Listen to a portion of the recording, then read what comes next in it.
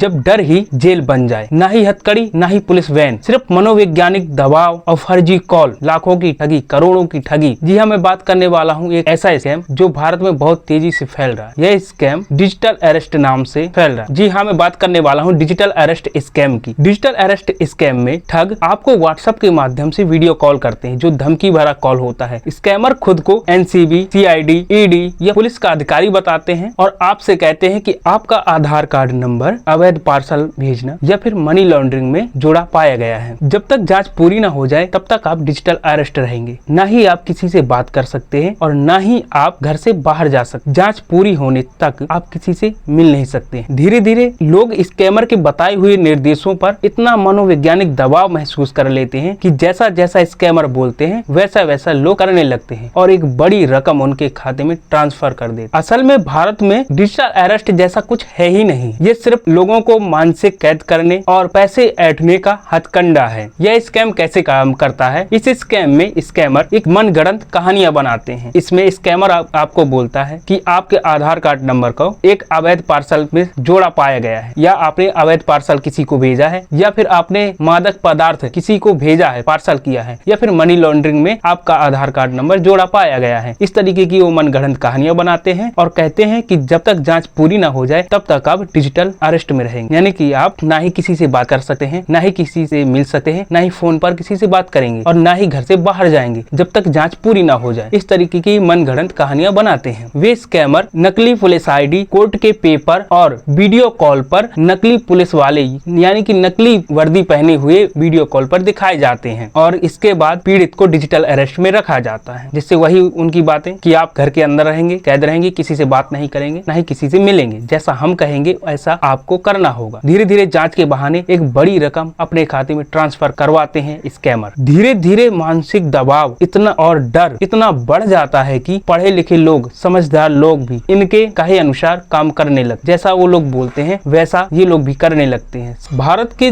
कुछ मामलों पर एक नजर डालते हैं जो बहुत ही बड़े बड़े स्कैम हो गए हैं डिजिटल अरेस्ट। कोलकाता 72 वर्षीय प्रोफेसर को कॉल आता है सीबीआई के नाम से और उनको 12 दिन तक डिजिटल अरेस्ट में रखा जाता है। धीरे धीरे करके उनसे 2,36,00,000 रुपए ट्रांसफर करवा लिए जाते। दूसरा केस मुंबई से है। मार्च 2025 में 86 वर्षीय महिला को डिजिटल अरेस्ट में रखा जाता है 2 महीने तक और उनसे धीरे धीरे करके 20,26,00,000 रुपए ट्रांसफर करवा लिए जाते। तीसरा केस बेंगलोर से 77 वर्षीय रिटायर्ड इंजीनियर को 58 दिनों तक मानसिक दबाव डिजिटल अरेस्ट में कैद रखा जाता है और उनसे 4,08,00,000 रुपए ट्रांसफर करवा लिए जाते हैं। चौथा केस ग्रेटर नोएडा से है, जहां पर रिटायर्ड वायुसेना अधिकारी से डिजिटल अरेस्ट करके 1 करोड़ रुपए। 35 वर्षीय मध्य प्रदेश की महिला शिक्षिका के पास कॉल आता है और कहा जाता है कि आपने अवैध पार्सल भेजा है और महिला डर जाती, उनको पता नहीं हो। स्कैमर उस तरफ से कहता है कि आपको अगर ये केस समाप्त करना है, आधार कार्ड हटवाना है, तो आपको पैसे ट्रांसफर करने होंगे। महिला डर के कारण 22,000 रुपए ट्रांसफर कर देती है। उनसे दूसरी बार पैसा मांगा जाता है, फिर दूसरी बार वो 5500 रुपए और ट्रांसफर कर देती है और अधिक दबाव पड़ने पर और उनसे